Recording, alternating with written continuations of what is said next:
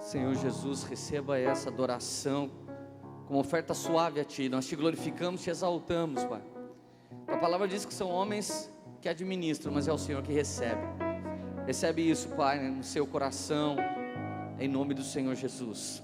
Aleluia, aleluia. Você está feliz? Você não foi arrebatado? Vê se tem alguém aí do seu lado que desapareceu.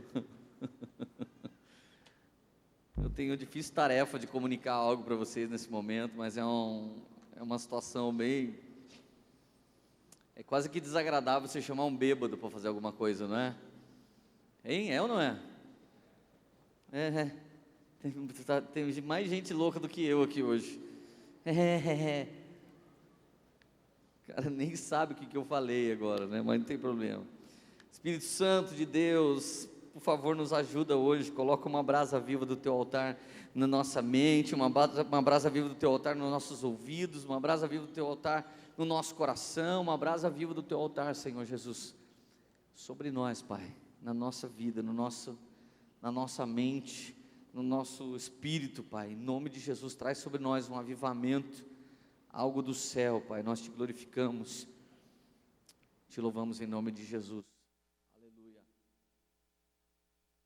Queridos, eu fui convidado para ministrar nessa conferência. Por mais que alguém possa pensar, é que ele é o pastor dessa igreja. Eu já pensei muitas vezes que eu fui convidado para pregar aqui. Então esse pensamento não é só seu. E queridos, eu estou esse ano inteiro sem ministrar nenhuma mensagem, porque eu estou sendo cuidado, eu estou gastando um tempo assim, Deus me falou que eu devia fazer assim, mas desde que veio essa conferência, desde que nasceu no coração do Jason, ele disse que eu estaria com ele em alguns lugares, podendo falar do que eu vou falar hoje. Essa mensagem não é uma mensagem, é um ensino. E isso, querido, nasceu num dia muito legal. Eu estava achando que eu não estava enxergando, que estava fumaça, que nem o Mark normalmente vê. Mas não era falta de óculos mesmo. E essa ensino nasceu num quarto de hotel. Eu, o Jason e o Guilherme Lima. E alguns anos atrás, nós estávamos ministrando numa cidade, em outro estado. E de repente o Jason estava me mostrando um pouco do CD Face to Face antes dele lançar. E de repente eu falei para ele, cara, eu tenho algumas coisas sobre a sua música, Som do Despertar. E eu perguntei para ele, como que ela nasceu? Porque eu gosto muito das histórias das canções. Eu me lembro um dia que eu estava sentindo tanta necessidade do amor de Deus, e de repente eu entrei no YouTube e coloquei How His Love, do John Mark, e de repente foi um dia incrível. Não sei se você crê nisso ou não, mas também não muda nada a minha experiência com Deus. E Deus entrou no meu escritório, eu caí, fiquei umas 5 horas sendo amado por Deus. E eu sou uma pessoa muito carente disso. Eu sou meio grosseiro, eu sou alguém que não sei muito abraçar, não sei muito beijar. E talvez faltou alguma coisa para mim, mas Deus tem me dado, suprido ao longo dos anos, e eu tenho mudado. Cada vez eu vou vendo que eu fico mais legalzinho, mais direitinho. Isso vem através de muitos irmãos amáveis, carinhosos, vem do próprio amor de Deus. E quando eu levantei, eu tinha só uma certeza: eu preciso saber a história dessa música. Eu não sei se você já procurou saber a história dessa música, mas procure.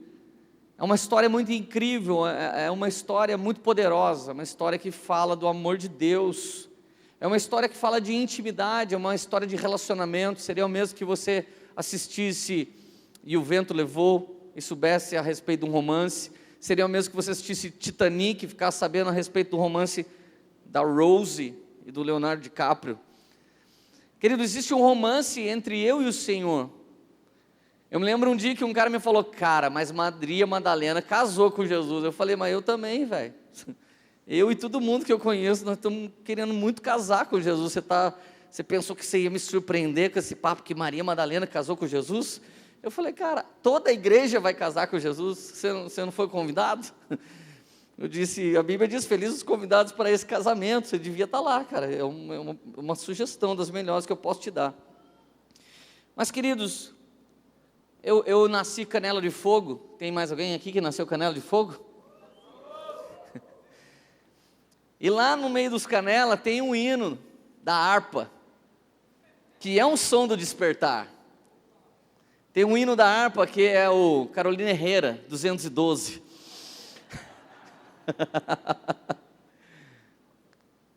Eu queria que os canelas me ajudassem, porque quem não conhece pode ficar careto com o que acontece quando a gente cantava aquele hino. O refrão dele é assim. Não, eu quero o início, é muito legal. Os guerreiros se preparam para a grande luta, e é Jesus o que avante os... Quero ver quem sabe agora.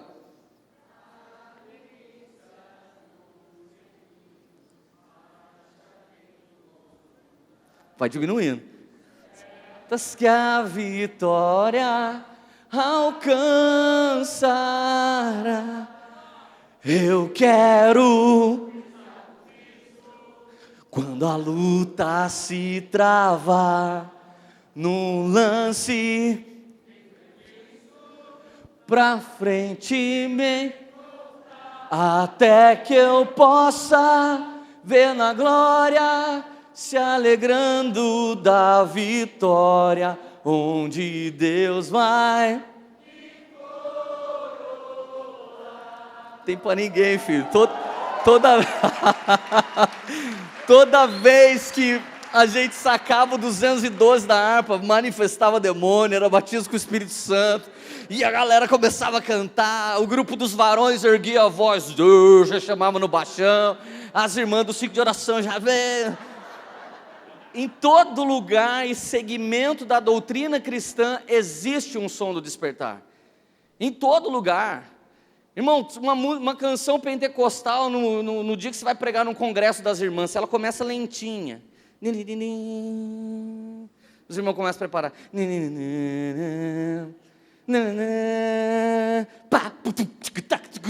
a galera sai. É um som do despertar, e a verdade é que se você não souber como despertar certos lugares, você vai depender única e exclusivamente do mover do Espírito Santo de Deus. Ele é capaz de você fazer uma coisa esquisita para uma galera, e ele convencer essa galera de que você é de Deus. Por exemplo, eu acabei de cantar um hino, de uma denominação que eu nasci, só que hoje eu sou esquisito lá no meio.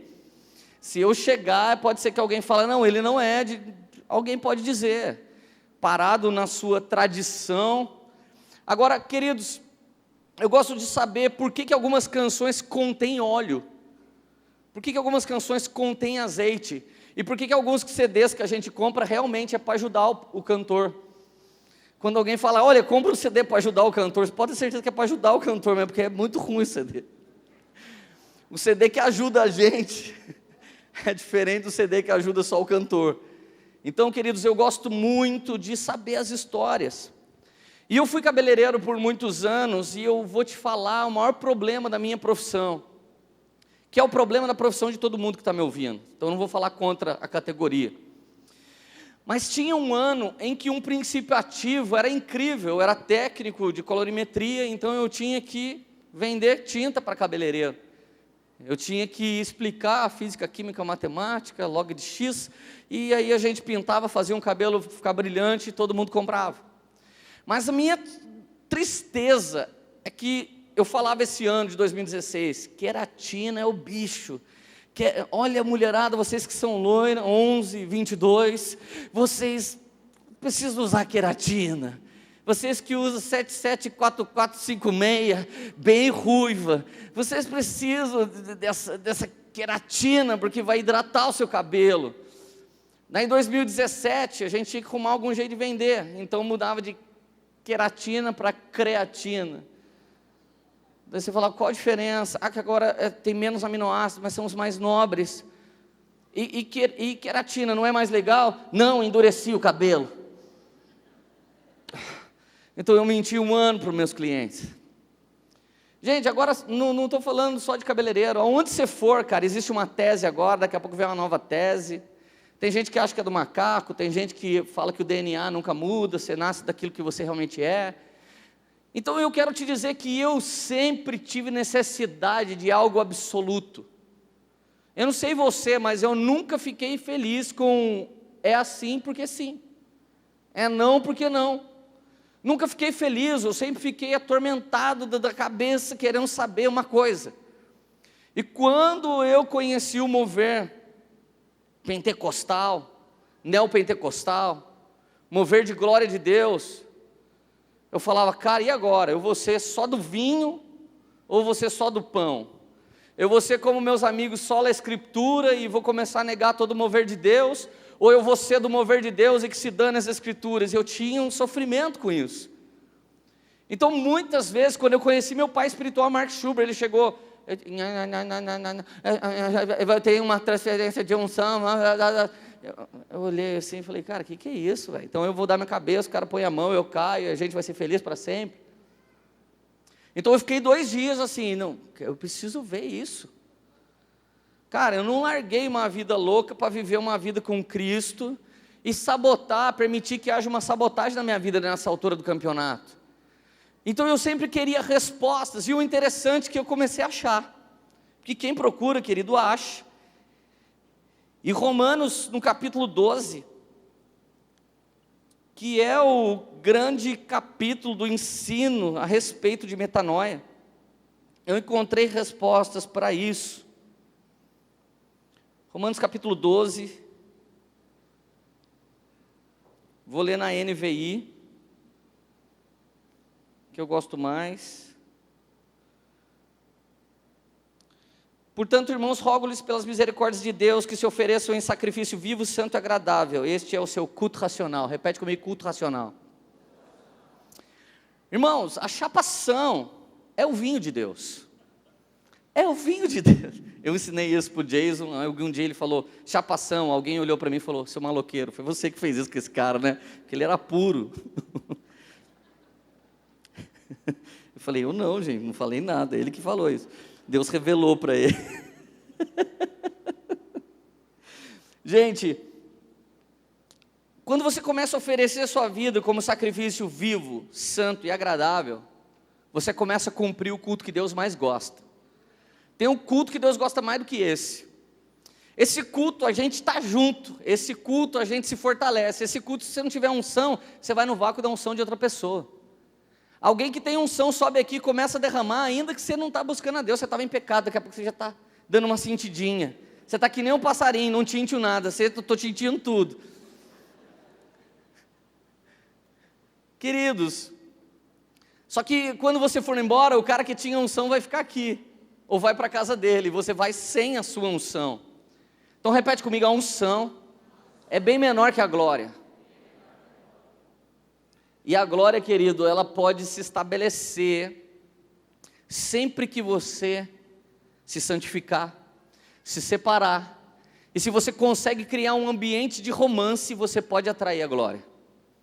Todo ambiente de romance atrai a glória de Deus. A glória de Deus é o tipo de clímax de relacionamento entre Deus e os homens. Você quer saber se Deus está feliz com alguma coisa que você faz? Percebe se a glória veio. Se a glória vier, é como se Deus estivesse assinando, cara, eu estou muito feliz com isso que você está fazendo. Eu faço questão de colar aqui e ainda deixo você ver que eu estou aqui. O Senhor agora está no prostíbulo, o Senhor agora está no bar, o Senhor agora está na preparação do carnaval. Ele está porque Ele está em todos os lugares. Agora, quando Ele demonstra que Ele está em algum lugar, é quando Ele vem com sua presença manifesta. Querendo ou não, a presença de Deus está na faixa de Gaza, a presença de Deus está no meio das reuniões do Estado Islâmico agora. Só que Ele não se manifesta querendo que as pessoas saibam que Ele está lá. Ele pode fazer, mas normalmente Ele responde. O Senhor, Ele vem aonde Ele é desejado. O Senhor é educado, Satanás é salteador, ele entra pela janela, mas o Senhor bate a porta. E se você abrir, Ele entra, porque Ele entra pela porta da frente. O Senhor não é maloqueiro, Ele entra quando Ele é convidado, da maneira correta. E querido, eu gosto de culto racional. Sabe por que eu gosto de culto racional? Tem gente que acha que a fé é ligada à irracionalidade. Na verdade, a racionalidade que o mundo chama de racionalidade, são pensamentos mundanos de vãs filosofias, e isso não está conectado ao céu. Agora, se você parar para pensar, a fé, ela é racional, porque tudo o que a fé move está escrito na Bíblia. Por quê? Porque a fé é cristã. Sabia que a fé é cristã? A fé não é hindu, a fé não é espírita, a fé não é de uma denominação ou de outra denominação. A fé, ela é cristã, porque a fé não nasce no coração de alguém. Não tem como você nascer cheio de fé, porque a fé vem pelo ouvir e ouvir a palavra de Deus. E a palavra de Deus, sim, é um ensinamento daquilo que vai chapar. Jesus é a videira, os frutos dele saem dos ramos, são uvas, essas uvas são pisadas, essas uvas pisadas se tornam vinho novo. Vinho novo, ele expande um odre novo e explode um odre velho. Toda vez que o mover de Deus estiver num lugar, tem duas coisas que podem acontecer com uma pessoa: ou ela expande ou ela explode. Ou ela vai chapar muito mais de Deus, ou ela vai buscar muito mais intensamente, ou ela vai falar, sai fora, mano, nada a ver, Vai acontecer uma das duas manifestações. Agora, querido, por que nós temos um momento de chapação? Por que nós temos um momento de intimidade? Por que nós temos um momento de explosão? Porque esse momento está rolando o latrel e lógicos. São duas palavras gregas que significam chapação em comum. Significa, todos estavam quietos num só lugar, quando de repente veio um vento impetuoso e começaram a orar em línguas. Línguas de fogo, pelo menos, mais de dezenas de idiomas naquele lugar, e uns oravam, e não adianta a galera querer falar, só foi batismo de idioma, porque passaram lá na frente e falaram, eles estão loucos, eles estão bêbados, eles estão chapados. Se falaram que estava chapado, que o negócio estava esquisito. Até eu acho esquisito alguns dias. Você não acha? Quando alguém... Você fala, cara, o que é isso? Mas quando você sente, você fala, nossa, cara, será que eu gosto daquela pessoa, estou imitando ela ou eu também estou? Como você vai explicar para alguém? Hã? Isso é chapação, cara, isso é latrel e lógicos. Não tem lógica. Agora, para que eu sou forjado? Para que eu bebo vinho novo? Para que eu tenho essa manifestação do Espírito Santo? Para que eu venha crescer. Querido, no cristianismo você não cresce do jeito natural, você não cresce do jeito normal. No cristianismo você não cresce se equipando. No cristianismo você não cresce absorvendo conhecimento. No cristianismo você cresce morrendo e sendo expandido pelo vinho novo que desce do céu. Quanto mais você perde da sua natureza adâmica, mais você é reconstruído com a natureza de Cristo.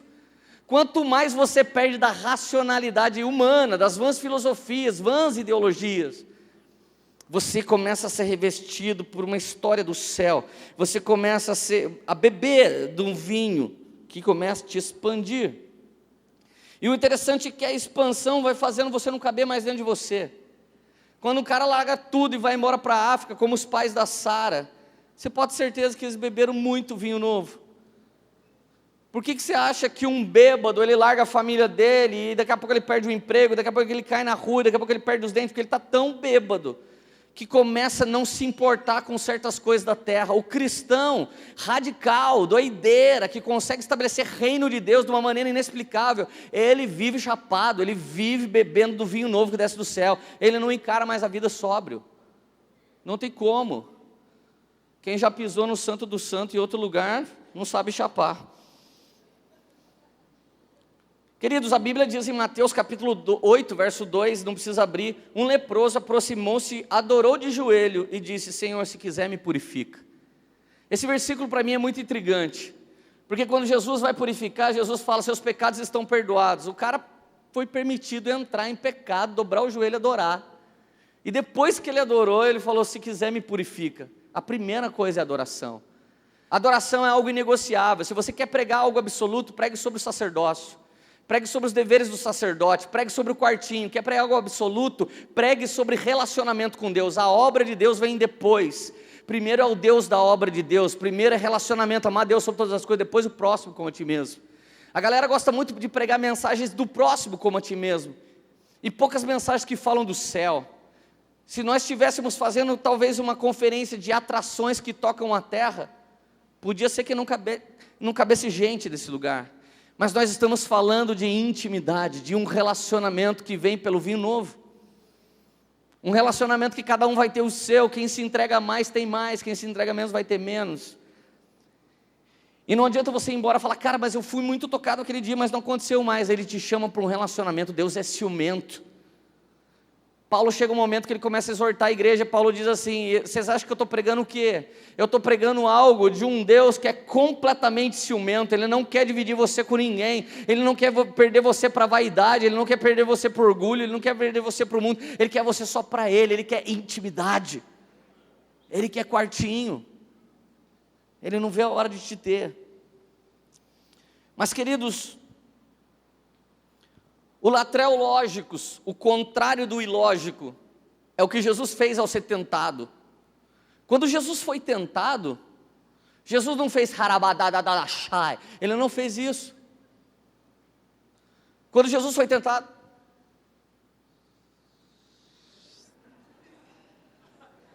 Ele não fez isso. Ele não fez. E como os crentes adoram esse negócio, velho. Se alguém faz uma coisa louca, galera, e é isso. Jesus naquela hora, o diabo usava a palavra torcida, porque palavra de Deus, fora do contexto de Deus, é palavra do diabo. Tá? Para todo mundo que gosta de isolar um versículozinho e criar doutrina, presta atenção, palavra de Deus, fora do contexto das Sagradas Escrituras, é palavra do diabo. Olha quanto versículozinho isolado virou doutrina, escravizou pessoas e arrebentou com a vida delas. Quando Satanás falava o versículo isolado, Jesus respondia versículos no contexto. 3 tentações ele teve. Uma tocou o corpo, outra tocou a alma e a outra tocou o espírito. Ali ele venceu no corpo, na alma e no espírito, tricotomicamente. Ele venceu para que você também possa vencer. A primeira tentação era no corpo. Você está morrendo de fome, que você está jejuando, que eu estou ligado, então transforma a pedra em pão. Aí ele respondeu, nem só de pão viverá o homem, mas tudo que sai da boca de Deus. Sabe que ação é essa? Latreo-lógicos. Ele era preparado, ele passou 40 dias no deserto bebendo do vinho que descia do céu. E naquela hora ele gerou um pão vivo e liberou. Tem muita gente comendo o pão que o diabo amassou, mas Jesus liberou contra o diabo o pão que amassa o diabo. Seu negócio é com o pão, a questão é se é o diabo que amassou ou é o que amassa o diabo. Pão fora do contexto é pão do diabo. Pão no contexto é pão vivo que desce do céu. A palavra de Deus é imutável, ela está conectada à revelação do Espírito Santo de Deus. Não existe interpretação, não existe exegese melhor do que o mover do Espírito Santo de Deus dentro de você. Portanto, cuidado de caminhar só com as Escrituras, porque a letra mata, o latreo-lógicos mata, você vira um careta, você vai começar a olhar para a chapação e vai querer, esse momento está acontecendo uma heresia, sim, que versículo eles respaldam para fazer isso? Receba, tem que pegar esses irmãos e jogar de cara no chão. Eu conheço um cara, não vou falar o nome dele, a Luciano Subirá. O Luciano disse, o dia eu cheguei num lugar para ver o Dan. E eu queria ver se era tudo aquilo que todo mundo falava. Só que daí eu entrei no lugar e caí, não vi nada, só acordei depois. Ele falou, não tive uma experiência com o Dan, porque eu caí na hora que ia começar. Queridos, não estou dizendo que ele era um cara que duvidava, mas se ele queria experimentar algo, o Senhor conhece a integridade do coração dele, ele já chegou experimentando. Querido, toda vez que você mantiver o seu coração puro, por mais que você tenha dúvida, você vai encontrar águas para beber e pão para se saciar. Fique em paz. Querido, esse leproso, ele se aproxima, adora de joelho, e depois ele fala, eu sou podre. Querido, alguém precisa entender que Deus habita, não é na sua casa.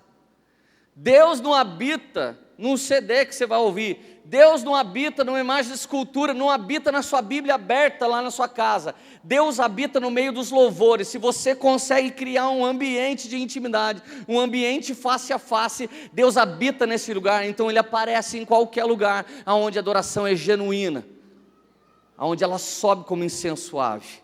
Aleluia, está entendendo? Queridos, primeira vez que eu vi o Jason em Santos, ele começou a rugir. Falei, cara, que cara louco. Falei, o que ele tem, Jesus? Fiquei olhando. E quando começou a tocar, começou a descer um ambiente, começou a ficar mais pesado. Se eu nem quisesse fazer assim, eu já estava começando a ficar envergado.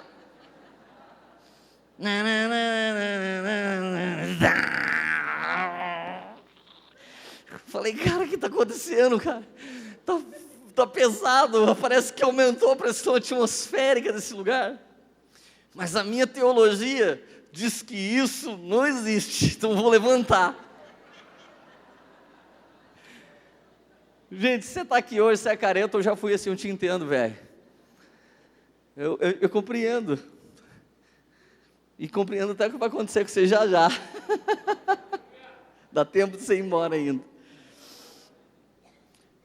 E de repente ele falou, alguém foi curado aqui. E eu estava lá com uma dor nas costas. Eu falei, eu. Aí ele chegou perto de mim, pôr o microfone assim. Então conta o que aconteceu. Quando ele chegou comigo,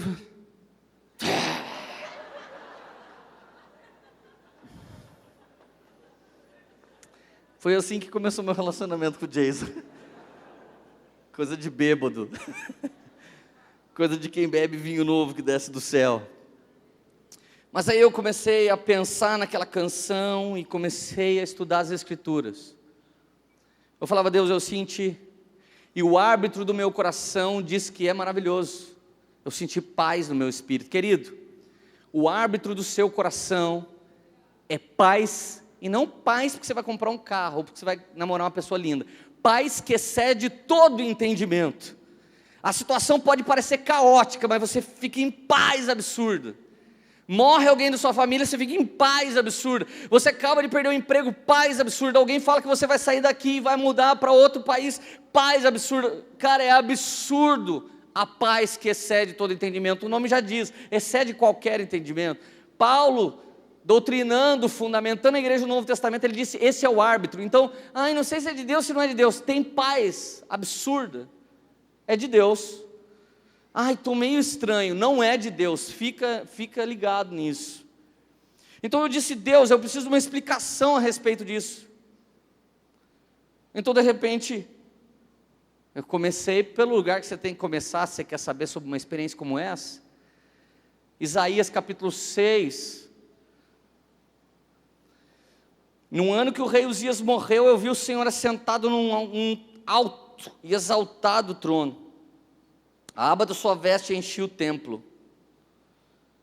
Acima dele estavam os serafins, e cada um deles tinha 6 asas, com 2 cobriam o rosto, com 2 cobriam os pés, com 2 voavam. E proclamavam uns aos outros, santo, santo, santo, é o Senhor dos exércitos. E a terra inteira está cheia da sua glória. O som das suas vozes fizeram tremer os batentes das portas, e o templo ficou cheio de fumaça. A gente imagina os batentes da porta batendo. Estilo um celular vibrando, uma coisa absurda. Essa história começa no ano que morreu o rei primo de Isaías. Isso pode significar muitas coisas para a história, mas para mim significa outra coisa. No ano que morreu o seu primo, que era rei, a casa caiu para você. No ano que o seu pai era milionário e ele morreu e agora não tem mais nada, a casa caiu para você. Se eu sou primo do rei e não sou convertido, eu só ia andar de carro Ferrari, ia curtir com o dinheiro do rei, porque o rei tem dinheiro que você nunca vai conseguir gastar na vida. Imagina se eu sou primo do rei, sem Deus, o que eu vou fazer? Eu vou para Dubai comprar Lamborghini, ficar trocando com Ferrari, ficar tirando racha. Eu ia fazer isso, não sei você. As irmãs iam comprar sapato, né? Mas os caras iam fazer. Imagina, irmã, você ser prima do rei e poder comprar sapatos infinitos. Se alguém já te chama de centopeia, te chamar de miltopeia, 10 mil topeia. Eu queria comprar 2 casas, uma para guardar sapato e outra para eu morar. Imagina, algumas irmãs já começaram a sentir a presença de Deus. No ano que o rei morreu, significa, veio por amor. É isso? Significa veio pela dor, velho. Gente, repete comigo, quem não vem por amor, não vem por amor. É isso que eu falei, quem vem pela dor, vai, repete, quem vem pela dor, vem pela dor. Não tem vem pelo amor, velho, não tem, cara. Eu não conheço quem veio por amor é Jesus, daí tira ele agora, ninguém mais veio. Não é versículo bíblico, quem não vem por amor vem pela dor, é o jargão evangélico, mas não é versículo da Bíblia, não é verdade isso. Nós somos tão mal, a maldade está tão na nossa carne que a gente não vem nunca. Mas no ano que morre o rei, a gente vem. No ano que morreu minha irmã, minha família inteira veio. É assim que começaria a nossa história. No ano que você descobriu tudo o que aconteceu, você veio. No ano que você descobriu a esterilidade, você veio. No ano que você viu que não tinha mais o que fazer, você veio. No ano que o cartão de crédito acabou, você veio. No ano que não tinha mais para onde correr, você veio. Então você imagina o estado que o cara chega. Que estado que ele chega na presença de Deus? Repete comigo, quebrantado.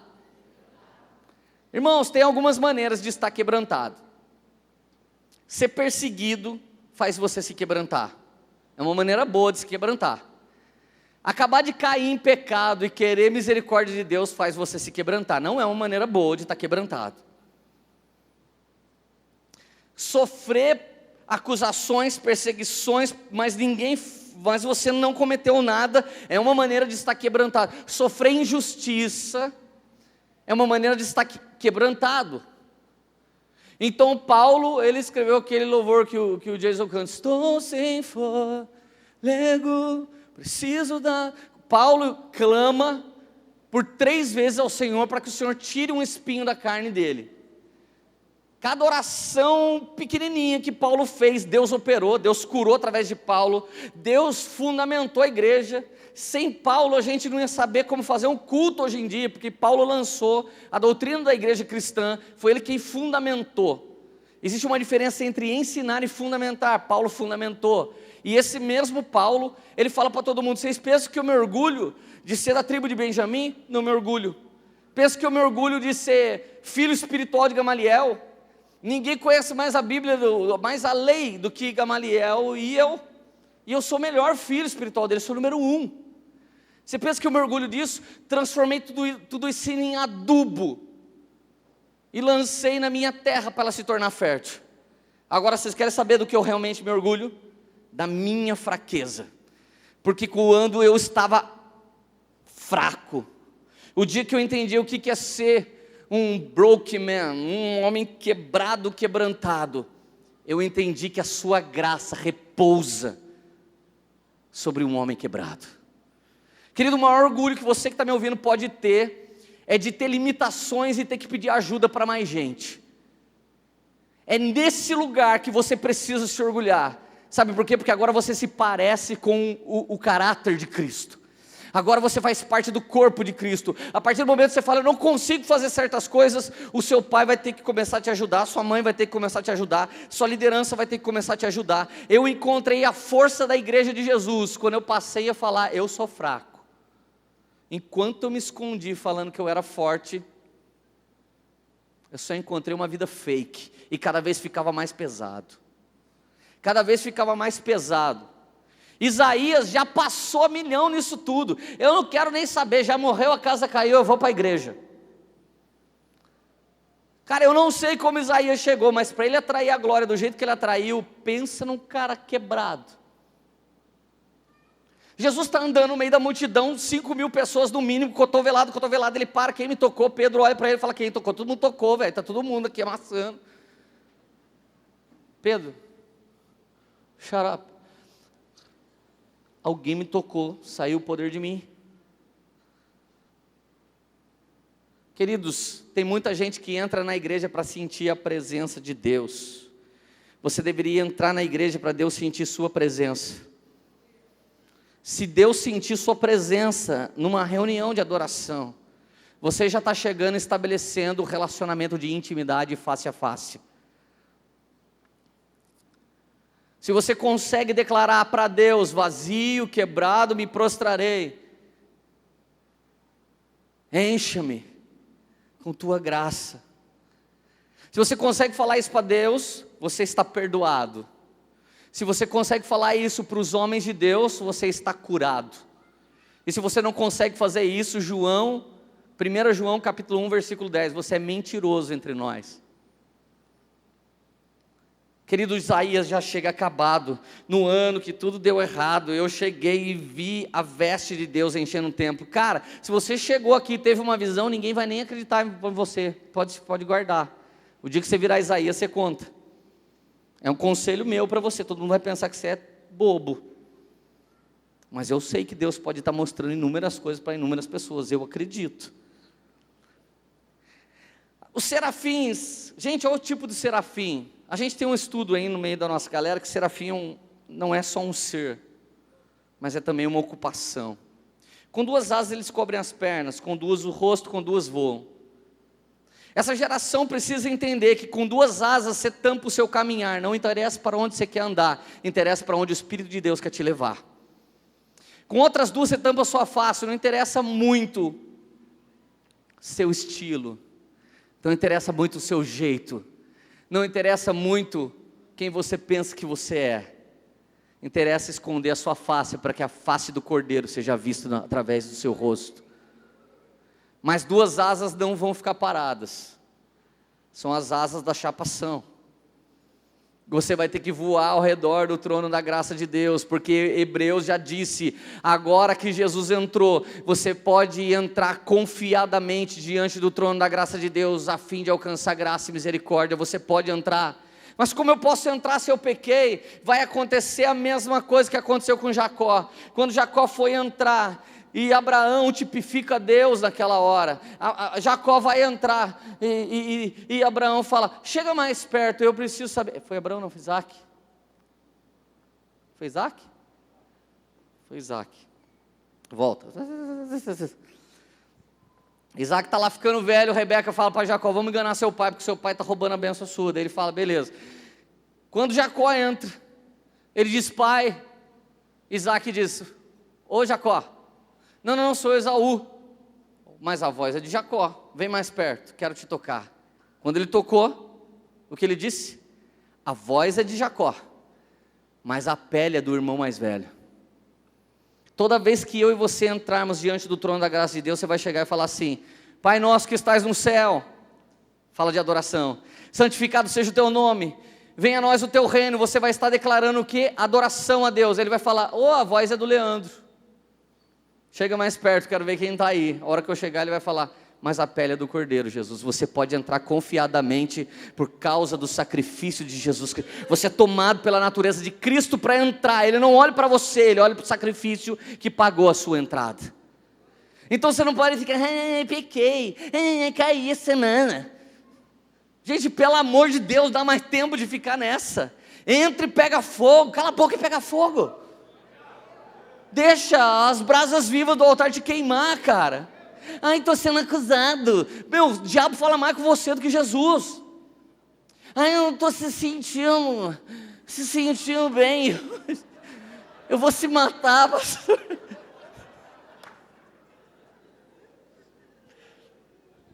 Como vai traduzir isso pro Jason?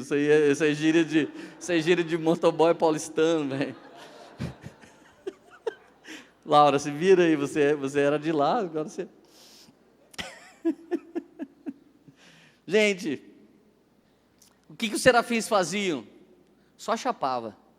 Santo, santo, santo, santo. Existem outras passagens que diz que eles tinham os olhos para dentro e olhos para o lado de fora do corpo. Eles tinham tantos olhos, que graças a Deus não deu isso para os fofoqueiros, senão a gente estava perdido.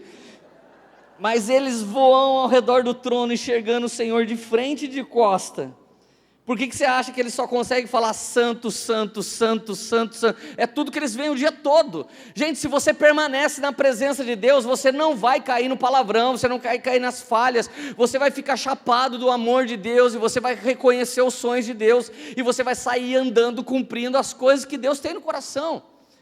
Santo, santo, santo, santo, santo. E o mais interessante, ele não se orgulha de estar queimando, ele não se orgulha de ser um ser de fogo, não se orgulha de estar na presença, mas ele olha para a terra e lembra da terra e declara: e toda a terra está cheia da sua glória.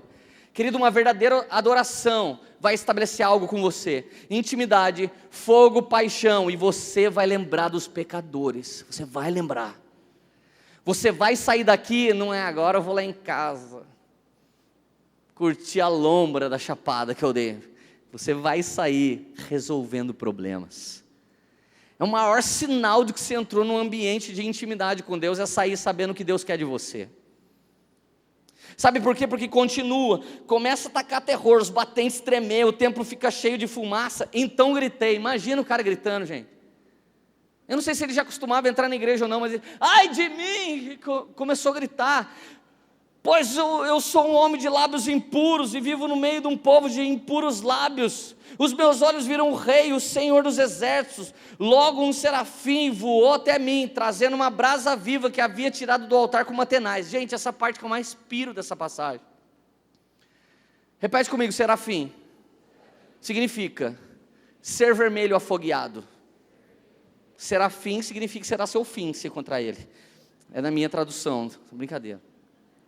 Serafim significa ser como brasa viva. A Bíblia diz que ele pega uma tenaz, tipo uma tesoura, pega uma brasa e põe na boca de Isaías. Pensa comigo, um anjo de fogo, repete comigo: um anjo de fogo, pega uma brasa que queima mais do que ele, para colocar na boca de Isaías. Cara, um anjo com medo de pegar a brasa para não derreter. Será que você consegue começar a imaginar por que o ambiente de chapação é tudo que é? O anjo tem medo de tocar em coisas sagradas. Essas brasas estão no trono de Deus, ele não pega com a mão, como muitos de nós querem fazer. Às vezes nós queremos fazer da pregação, da adoração, de um culto como esse, algo contaminado pela nossa alma, algo dirigido, sabe, pela nossa ideologia e filosofia, que nem, cara, na moral, se Deus quiser fazer esse culto nunca mais acabar, eu não vou embora. Eu não vou embora. Quem disse que os parâmetros do homem pode mensurar a glória de Deus? Quanto tempo será que Isaías ficou lá dentro? Pode ter sido 3 minutos só, mas pode ter sido 3 dias. Quando assim que o serafim coloca a brasa na boca dele, ele escuta: veja, isso tocou os seus lábios, por isso sua culpa foi removida, o seu pecado foi perdoado. Gente, instantaneamente, no momento de adoração, um homem normal foi tocado por uma brasa especial do trono da glória de Deus. E o cara começou a ouvir o céu. Você que vai em célula, imagina se você pudesse ver a célula de Deus. Você que se reúne nas casas de um pequeno grupo, imagina se você pudesse reunir na casa de Deus. A célula de Deus sempre existiu. Um dia Deus estava na célula, um sentindo a presença do outro, Deus, do Espírito Santo de Jesus, e os caras falando: você é o máximo, você é o máximo, você é o máximo. De repente um fala para o outro: façamos o homem nossa imagem e semelhança. Façamos, saíram da célula, vieram na terra, fizeram o homem. Outro dia eles na célula,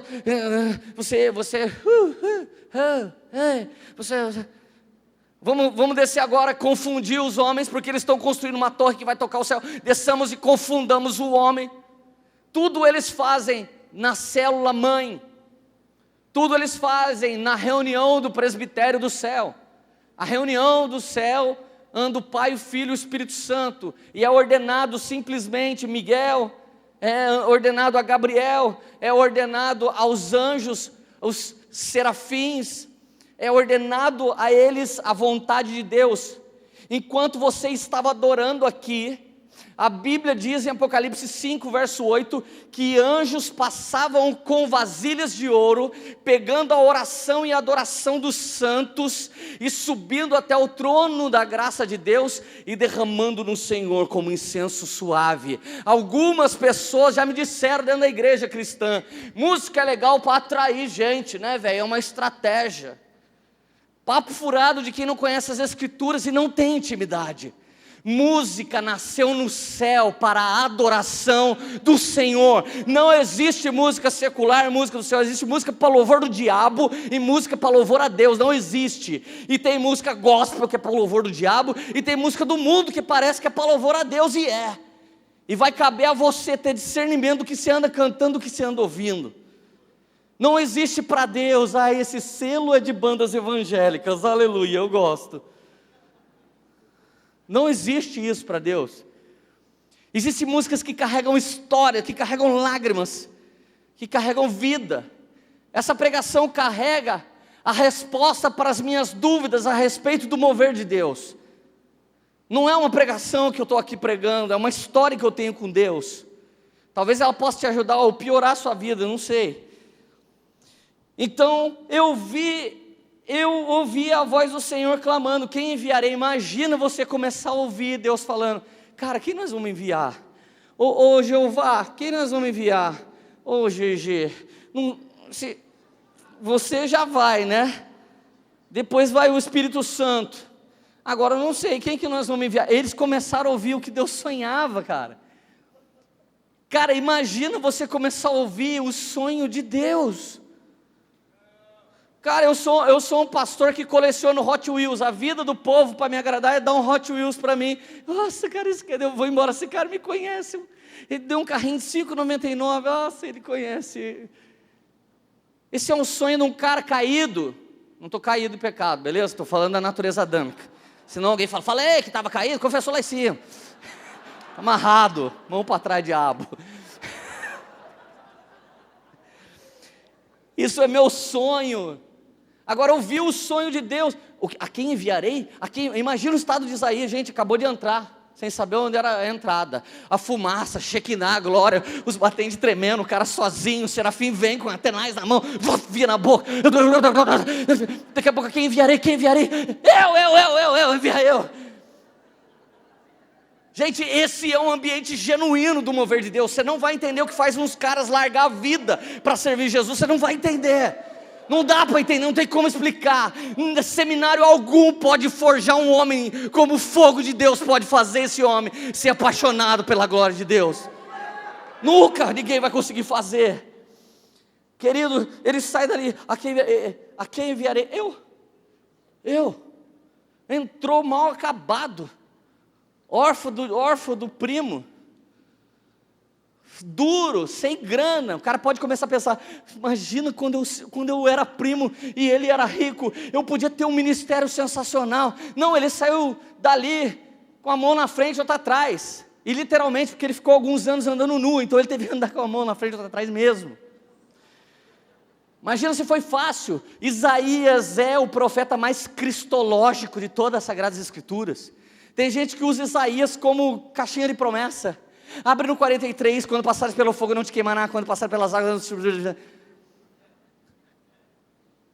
Abre no 60, eis que a glória do Senhor raia sobre ti, densas trevas cobrem a terra, mas a glória do Senhor, fica comigo.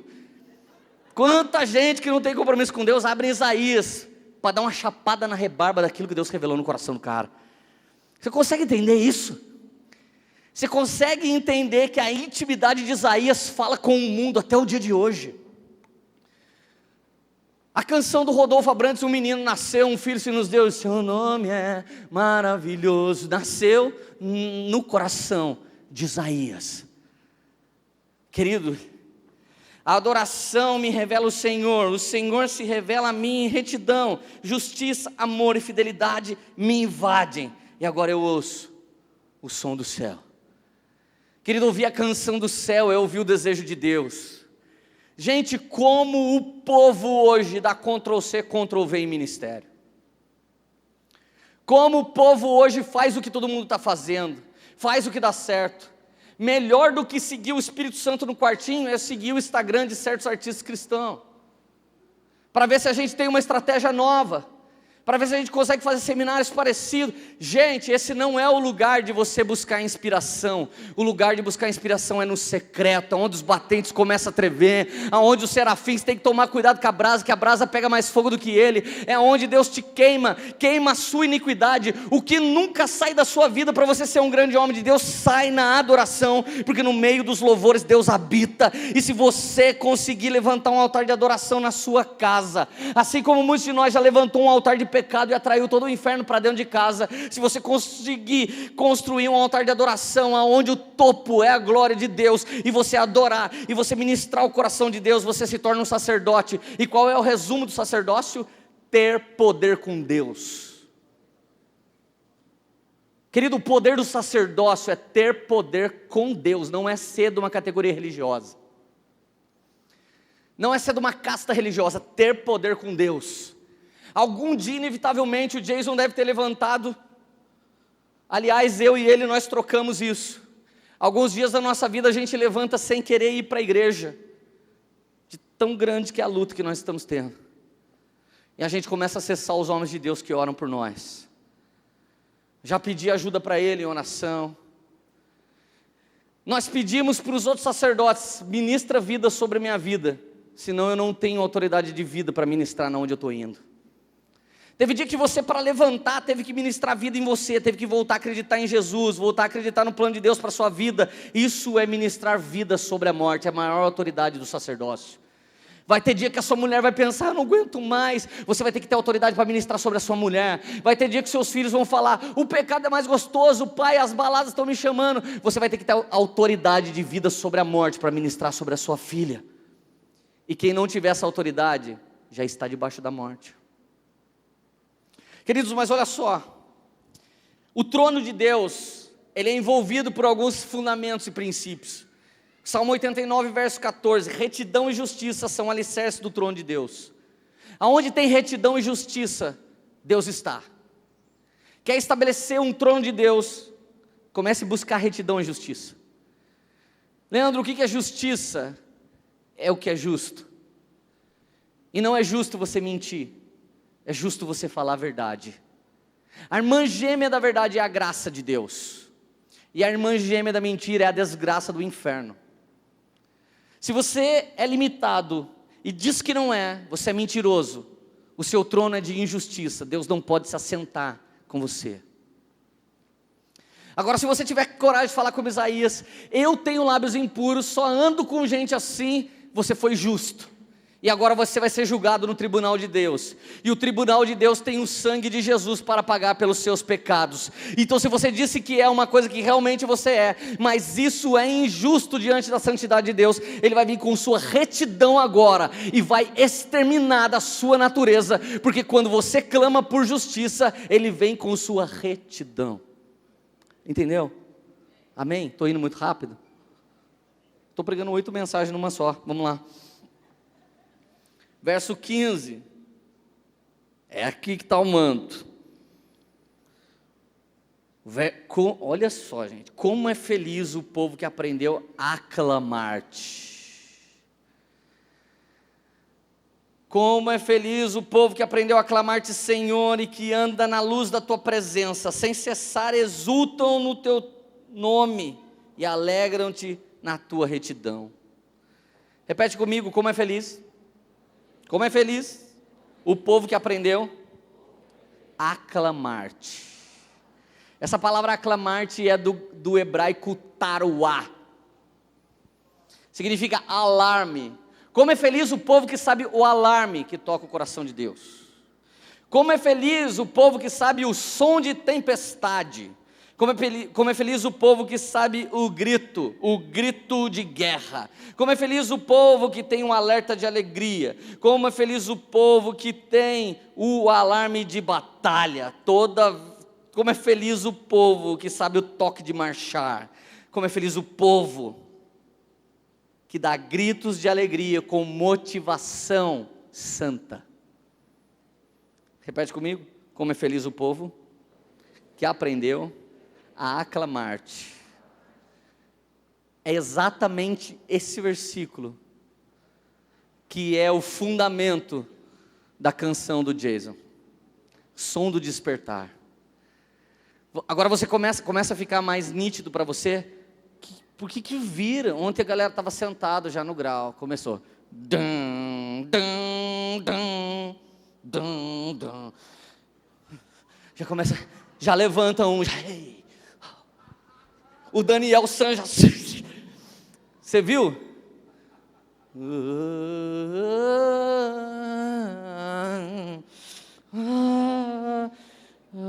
Ai, o que está acontecendo comigo? Alguém que nunca entrou aqui. Oh, que isso? Estou com arrepio, pastor. Jesus vai arrebentar você já. Você vai passar um trem de Deus aqui. Salto triplo carpado para trás, tá ligado?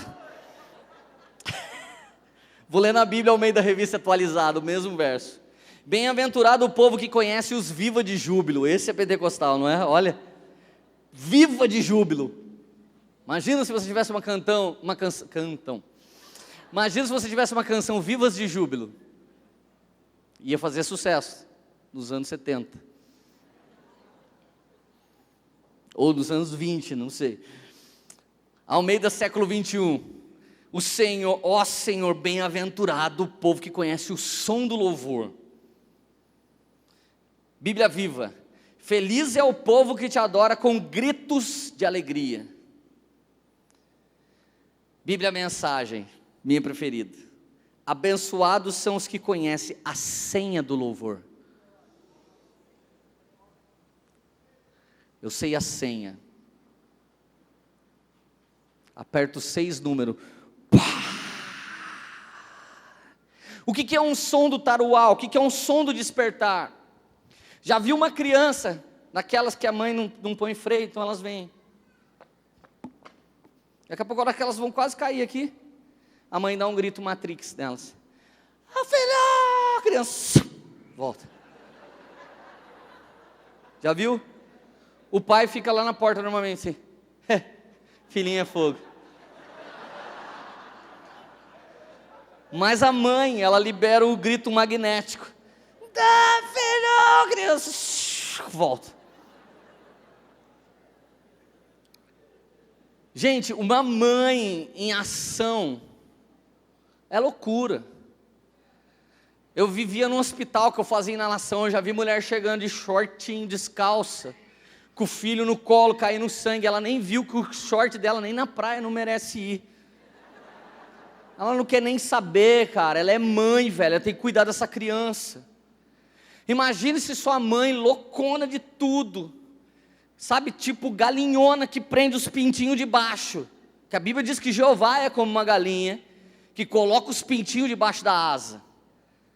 Imagina se sua mãe tivesse um botão, que na hora que você está em perigo, imagina sua mãe vindo capotando tudo por sua causa. O som do taruá é um grito que desperta a mãe e não o pai. Interessante que Deus, para dar essa analogia, para a gente realmente entender, Ele não diz que é o pai, Deus é pai. Mas o grito do taruá não o aciona como pai, o aciona como mãe. Porque o pai fala, vamos lá, mas não é tão assim.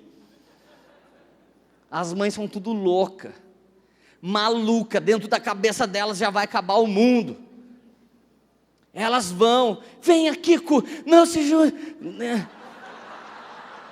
Exatamente, agora você pegou, né? Os Palermo que não estavam entendendo nada da pregação espiritual, entenderam agora o que eu estava falando.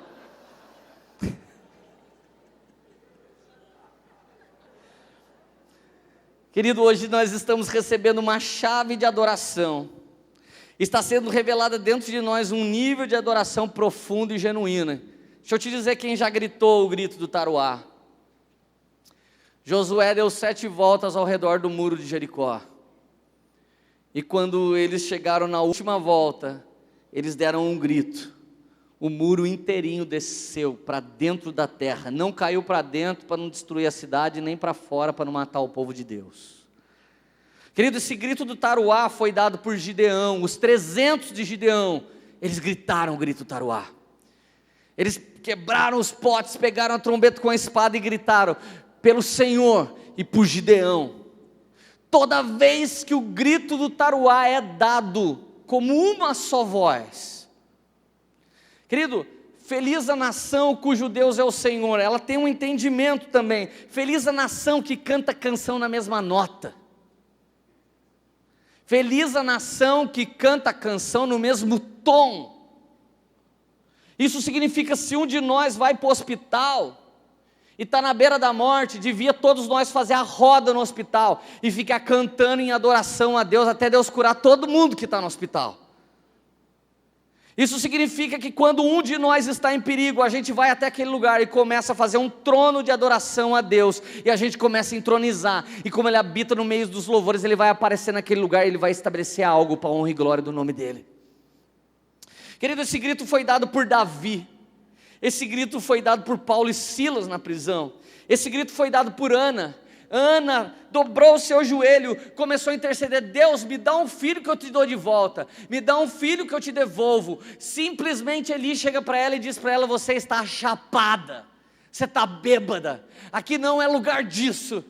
Ela muito louca, mais louca que tudo, cheia do Espírito de Deus: eu não estou bêbada, meu Senhor, eu estou aqui derramando o meu coração em adoração a Deus e pedindo algo do meu interior. Então ele deu uma careteada e disse: então fica tranquilo aí, você vai receber.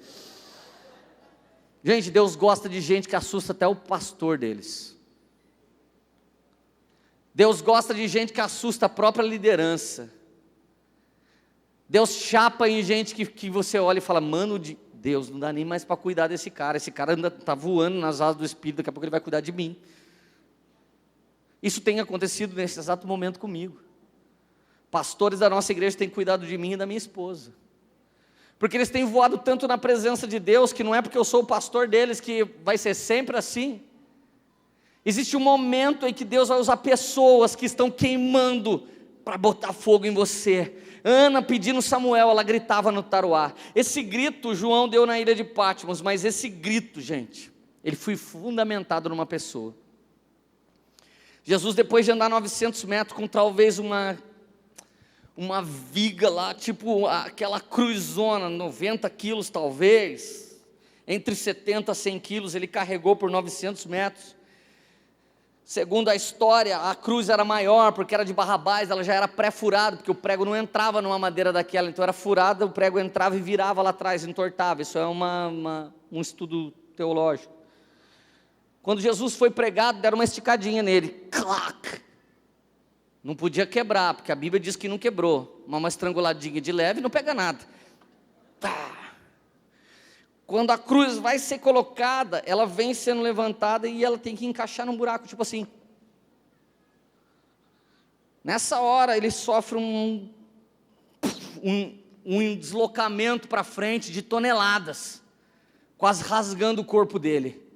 Só que todo mundo que ia preso nessa condenação, ia preso, mas ficava até dias vivo. Mas Jesus tinha apanhado tanto, que ele não conseguiu durar ao mesmo tempo que todo mundo durava. Mas na hora que ele vai entregar o espírito dele, de tudo que Jesus tinha que fazer na terra, aquele era o momento de sacar a arma secreta. O momento de apertar o botãozinho do liga. Deus, valendo. Pá. Seria o mesmo que: mamãe, é agora, vem buscar seu filho. Então Jesus gruda naqueles pregos, respira fundo, segura aqui e ergue o corpo assim, tipo, ele tem que dar uma respirada muito forte para ele dar o último brado. E o último brado está em João 19:30, mas não é o que está escrito aí. Eu não sei porque, infelicidade, os tradutores para a língua portuguesa não acertam isso. Está consumado, está escrito aí. Não foi isso, cara. Isso está muito tradicional para o nosso gosto. Na verdade, ele disse Tetelestai. Significa: tudo que todo mundo deve está pago. Eu pago das eras que passaram, da era presente, até mesmo daqueles que estão. Pai, perdoa porque eles não sabem o que eles fazem, e perdoa daqueles que ainda hão de vir. Nesse exato momento que ele declara, está tudo pago, o véu é rasgado. Segundo Flávio Joséfo, 2 cavalos amarrados para lados distintos, se você amarrasse no véu do templo, 2 cavalos dos mais fortes, jamais rasgariam esse véu. 12 centímetros de espessura, simbolizando as 12 tribos, o governo. Esse véu foi rasgado de cima e embaixo. Nesse exato momento que ele grita o taruá, Tetelestai, os seres celestiais começam a cantar, para as dimensões começar a se abrir. Levantai, ó portas, as vossas cabeças, para que entre o Rei da Glória. O inferno se abriu, a morte se abriu, o Hades se abriu, o céu se abriu, tudo se abriu, e Jesus se torna agora, não mais o nome da terra, ele se torna o nome debaixo da terra, na terra e acima no céu. O nome do carpinteiro agora, assim que ele dá o grito do taruá, se torna 3D, no céu, na terra e debaixo da terra. E a partir desse momento, ele leva cativo o cativeiro, e sobe com aqueles que morreram, gritando pelo taruá, acionando a vida toda, como foi Moisés, acionando a vida toda como foi Daniel. Todo grande homem de Deus vai ter pelo menos um taruá na sua vida, vai ter pelo menos uma oração na sua vida, que Deus parece que para todas as coisas e olha, quem me tocou? Eu preciso curar esse câncer agora, eu preciso curar essa AIDS agora, eu preciso restaurar esse casamento agora, eu preciso descer nessa conferência agora, porque você não é um cara que faz adoraçãozinha cultural evangélica, você faz uma adoração que sacode o céu. Assim como Isaías ouviu os serafins tremendo os umbrais, nós vamos liberar um grito de guerra nesta hora aqui nesse lugar, que vai chacoalhar o céu, e o céu vai olhar para Taubaté e vai dizer o que está acontecendo lá. Eles não são bobos, eles não estão atrás de canções, eles querem cantar uma música que mexe com o céu. Se você quer sentir o céu, faz primeiro o céu sentir você, e na hora que o seu grito subir e todo o véu rasgar, sua âncora de alma for direto no coração de Jesus, ele vai olhar para você e ele vai liberar algo. Aleluia, aleluia. Se coloque de pé, queridos, se coloque de pé. Xarabacalabaçai. Deixa eu te dizer o que vai acontecer agora na Bíblia ainda. Olha para cá. A Bíblia diz assim em Isaías 42, versículo 10, 42, verso 10. Olha só. Repete comigo: cantem ao Senhor um Shir Shadash. Cântico novo. Cante ao Senhor um cântico novo. Uma canção jamais cantada antes. Quando o Jason fez essa música, ele cantou uma canção que ninguém cantou antes. Olha o que acontece. Bíblia no verso 13 agora. O Senhor, quando você cantar um cântico novo, repete comigo, quando cantar um cântico novo. Não, mais forte, quando você cantar um cântico novo. Olha o que acontece. Verso 13, o Senhor sairá como um homem poderoso, como guerreiro despertará o seu zelo, com forte brado a seu grito de guerra triunfará sobre os inimigos. Fiquei muito tempo em silêncio e me contive, diz o Senhor, mas agora, como uma mulher em trabalho de parto, eu grito, gemo, respiro ofegante. Rei Canarabassai, Rachetanarabassai. Conduzirei os cegos por caminho que eles não conheciam, por veredas desconhecidas eu os guiarei. Transformarei as trevas em luz diante deles, e tornarei retos lugares acidentados. Essas são as coisas que farei. Querido, e o último verso. Você se lembra que o serafim subia? Escuta aí, escuta aí. Você se lembra que o serafim subia com um bacio de ouro? Lembra? O que ele fazia mesmo? Derramava o quê? Derramava a oração e a adoração dos santos no trono de Deus. Minha pergunta é, quando ele volta, o que ele faz? Esse Spark quem me deu foi um filho espiritual. Ele não volta com a bacia vazia para colher mais. Apocalipse 8, verso 5. Então o anjo pegou o incensário encheu-o com fogo do altar e lançou sobre a terra. Depois que ele joga isso no Senhor, ele pega a mesma lata e faz assim, junta um monte de brasa e desce rasgando do céu para a terra. Querido, entenda uma coisa: quando a sua oração sobe, quando a sua adoração sobe de maneira genuína, o mesmo serafim que sobe levando, desce trazendo fogo, munição, poder de Deus. Ele desce com um incensário e encheu de fogo no altar, e ele lança sobre a terra, e ali na terra acontecem relâmpagos, trovões e terremotos.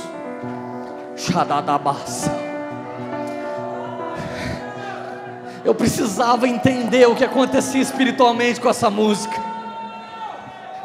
Quando eu comecei a ler isso na Bíblia, cara, era o próprio Deus sendo meu professor no meu quarto, me falando: cara, você conhece a lei, a palavra, as escrituras, não conhece?